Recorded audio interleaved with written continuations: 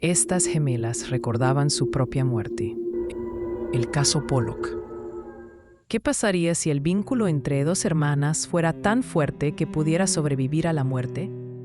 ¿Y si volvieran juntas? En 1957, dos niñas inglesas, Joanna y Jacqueline Pollock, caminaban hacia la iglesia cuando sus vidas fueron trágicamente interrumpidas. Un año después, su madre, Florence, dio a luz a gemelas. Pero no eran unas gemelas cualquiera. Una de ellas tenía marcas de nacimiento sorprendentemente similares a las cicatrices de su hermana muerta. Recordaban juguetes que nunca habían visto y hablaban del accidente fatal con detalles escalofriantes, como si lo estuvieran reviviendo. Esta es la historia de las gemelas Pollock, un caso que podría hacerte cuestionar todo lo que crees saber sobre la vida, la muerte y lo que viene después. La historia comienza en la tranquila ciudad comercial de Hexham, Inglaterra, en la década de 1950. Allí vivía la familia Pollock, John y Florence, quienes tenían una tienda de comestibles y repartían leche. Eran una familia católica, pero John albergaba una creencia privada que lo enfrentaba con su fe. Desde niño, había estado fascinado con la idea de la reencarnación y solía orar pidiendo una prueba de que era real. Florence, en cambio, era una católica devota y tradicional. No compartía la convicción poco común de su esposo. La pareja tenía dos hijas, Joanna, nacida en 1946, y Jacqueline, en 1951. Eran inseparables. Joanna, de 11 años, era creativa y protectora, y solía asumir un rol maternal con su hermana menor de 6 años. Cada una tenía rasgos físicos y costumbres únicas, detalles que hacen que una persona sea quien es. Jacqueline tenía una pequeña cicatriz permanente en la frente, producto de una caída a los 3 años, y un lunar oscuro distintivo en la cintura. Joanna, por su parte, una vez hizo una declaración extraña y perturbadora a su padre. Él recordaba que le dijo: «Nunca llegaré a ser adulta», una frase que pronto tomaría un significado devastador.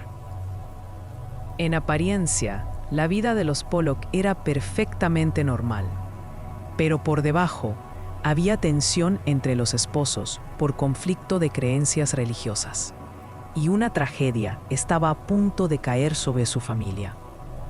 El 5 de mayo de 1957, Joanna y Jacqueline caminaban a la iglesia junto a un amigo cuando un coche se salió repentinamente de la carretera. La conductora era una mujer local, perturbada por haber perdido la custodia de sus hijos, que había tomado pastillas con el fin de quitarse la vida, y conducía de forma errática. En ese instante horrible, tanto Joanna como Jacqueline murieron junto con su amigo. La ciudad de Hexham quedó conmocionada.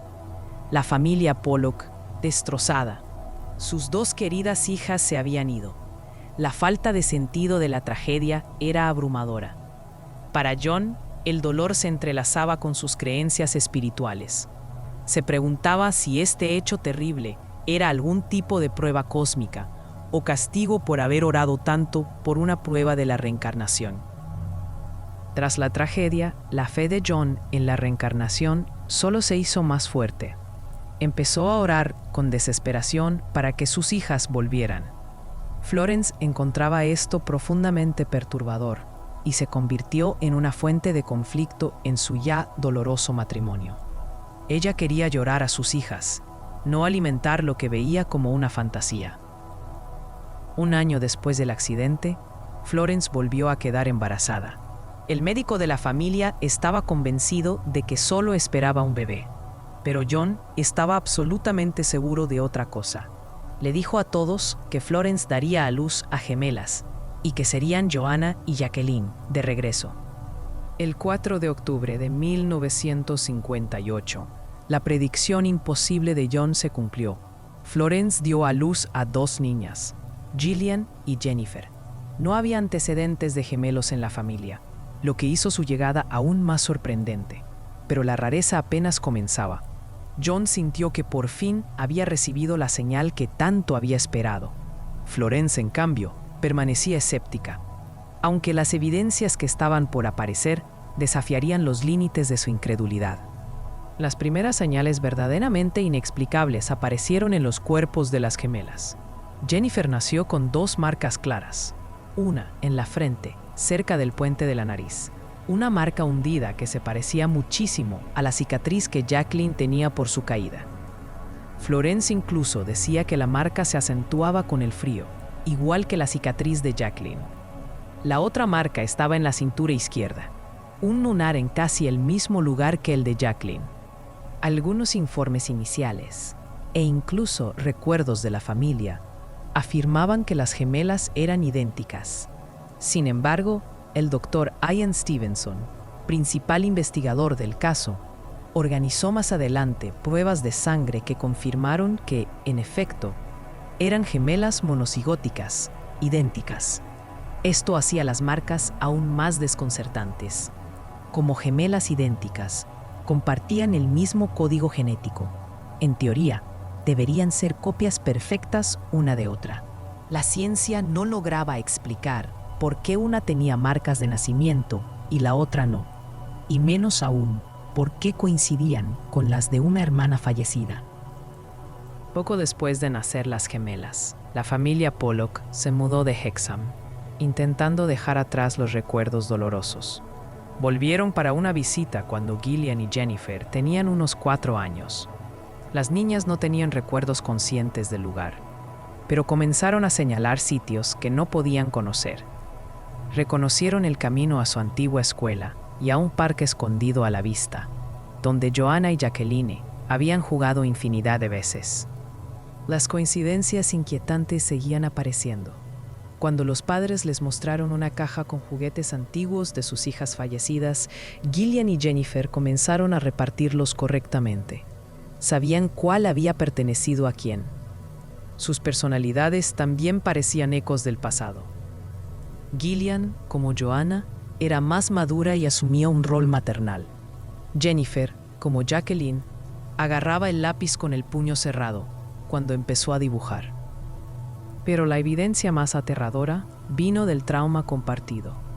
Las gemelas desarrollaron una fobia extrema a los autos. Gritaban aterradas con solo escuchar el motor arrancar. Una vez, sus padres las oyeron jugar un juego perturbador. Gillian sostenía la cabeza de Jennifer y con voz calmada y escalofriante le decía: «La sangre te sale de los ojos. Ahí fue donde el coche te golpeó». No eran sentimientos vagos, eran recuerdos específicos, detallados, de un evento que jamás presenciaron. La historia extraña de la familia finalmente llamó la atención del doctor Ian Stevenson, un psiquiatra respetado de la Universidad de Virginia.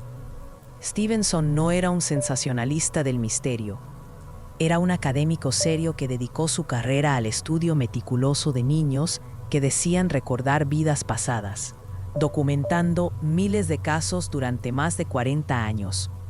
Comenzó a investigar el caso Pollock en 1963 y visitó a la familia repetidamente durante las siguientes 2 décadas. Stevenson documentó todo: las marcas físicas, los testimonios de los padres, los comportamientos inusuales. Consideraba este caso especialmente fuerte porque combinaba señales físicas con conocimientos específicos imposibles de explicar fácilmente. Aunque admitía que la influencia de los padres debía considerarse, escribió más tarde que le parecía inconcebible que los Pollock hubieran moldeado tan perfectamente la conducta de sus hijas para que encajaran con sus hermanas fallecidas. En sus publicaciones, presentó el caso de las gemelas Pollock como uno de los más sólidos e intrigantes que había encontrado a favor de la reencarnación. Por supuesto, no todos están convencidos. Escépticos como el escritor Ian Wilson señalan que casi toda la evidencia es anecdótica y proviene directamente de los padres. John Pollock, en particular, ya era un creyente ferviente en la reencarnación antes del nacimiento de las gemelas.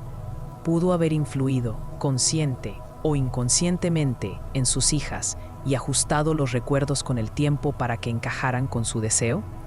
También es posible que las niñas simplemente hubieran oído conversaciones de adultos sobre sus hermanas fallecidas. Los niños son increíblemente perceptivos y podrían haber absorbido detalles e incorporarlos en sus juegos. Esta idea, conocida como criptomnesia o memoria oculta, sugiere que pudieron haber aprendido esa información sin que nadie se diera cuenta. Además, a medida que crecieron, sus supuestos recuerdos se desvanecieron. Cuando fueron entrevistadas de adultas, no recordaban nada de una vida pasada y mostraban un escepticismo moderado, aunque aceptaban la versión de sus padres.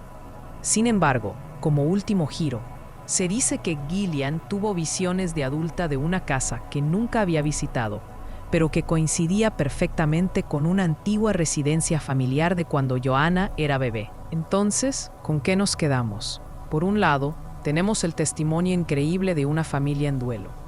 2 gemelas idénticas, una con marcas físicas que reflejan las cicatrices de su hermana muerta, algo que desafía la explicación genética. Decenas de recuerdos que no deberían tener, un trauma revivido que no les pertenecía. Por otro lado, tenemos la poderosa influencia de un padre desesperado porque sus hijas volvieran, la falta de testigos independientes de los dichos de las niñas y el hecho de que la mayoría de los recuerdos desaparecieron con la infancia.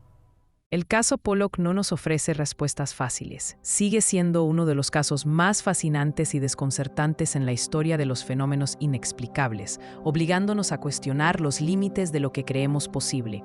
¿Fue un caso real de reencarnación? ¿Una serie de coincidencias extraordinarias, amplificadas por el dolor y la creencia? ¿O una muestra del poder de la sugestión en la dinámica familiar? ¿Qué crees tú que ocurrió aquí? Quiero saber tu opinión. Déjala en los comentarios. Y si esta historia te hizo replantearte lo que sabes sobre la vida y la muerte, suscríbete al canal para más viajes al mundo de lo inexplicable.